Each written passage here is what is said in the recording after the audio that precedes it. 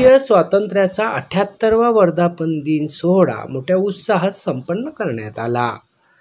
लोकाभिमुख योजनांच्या माध्यमातून शेवटच्या घटकांपर्यंत लाभ पोहोचवण्यात येत आहे आणि समाजातील वंचित घटक, दिव्यांग, ज्येष्ठ नागरिक, महिला आदी सोबतच शेती आणि शेतकरी केंद्रबिंदू मानून सर्वसमावेशक विकास करून राज्य प्रगतीकडे वाटचाल करत आहे, असे प्रतिपादन अमरावती येथे शालेय शिक्षण मंत्री दादाजी भुसे यांनी केले।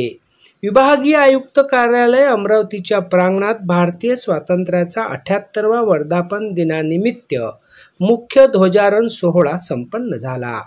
यावेळी खासदार डॉक्टर अनिल बोंडे, ॲडव्होकेट निलेश हिलोंडे पाटील, राज्य माहिती आयुक्त रवींद्र ठाकरे, विभागीय आयुक्त डॉक्टर श्वेता सिंगल, विशेष पोलीस महानिरीक्षक रामनाथ पोकड़े, जिल्हाधिकारी आशिष एरेकर, जीप मुख्य कार्यकारी अधिकारी संजीता महापात्रा, महापालिका आयुक्त सौम्या शर्मा, पोलीस अधीक्षक विशाल आनंद, कमलाताई गवई आदी प्रामुख्याने या कार्यक्रमाला उपस्थित होते।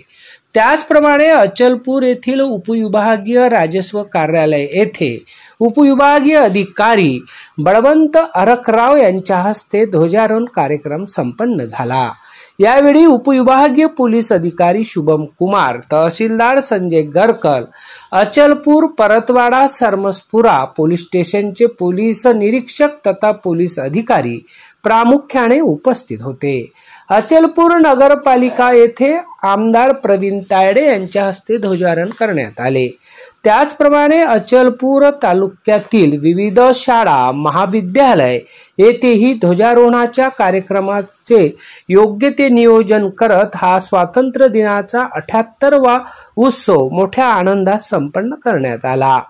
अचलपूर परतवाडा शहरातील विविध सामाजिक संस्था तथा शैक्षणिक संस्थेच्या वतीने वृक्षारोपण, रक्तदान शिबिर अशा सामाजिक उपक्रमांचेही आयोजन करण्यात आले।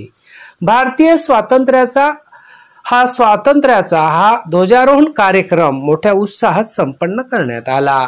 सानू खान सह जितेंद्र रोडे, अध्ययन समाचार लाईव्ह, परतवाडा।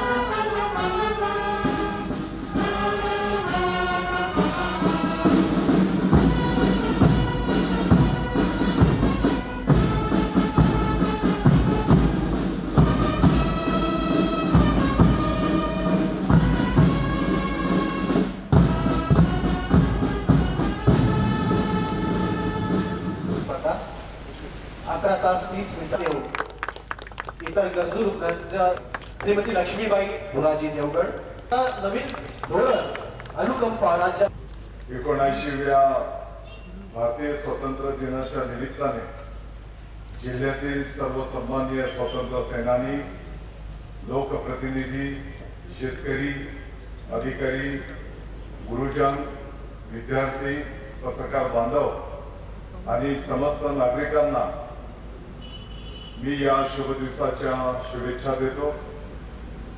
भारतीय स्वातंत्र्यासाठी देशभरातील ज्या हुतात्म्यांनी आपल्या प्राणाचे बलिदान दिले, ज्या स्वातंत्र्य सेनानींनी बहुमोल लढा दिला, स्वातंत्र्य लढ्यासाठी आपले सर्वस्व गमावले, त्या सर्वांच्या प्रती मी ऋण व्यक्त करून अभिवादन करतो। आपला देश कृषीप्रधान असून शासन आणि प्रशासनाची प्राथमिकता नेहमीच कृषी क्षेत्र राहिले आहे। शेतकऱ्यांना बियाणे, खते आणि इतर कृषी निविष्ठा वेळेत उपलब्ध व्हाव्यात यासाठी नियोजन करण्यात आले आहे। जिल्ह्यात सर्व पिकांखाली एकूण 6,80,000 हेक्टर क्षेत्र असून खरीप हंगामात 6,69,000 हेक्टरवर पेरणी झालेली आहे।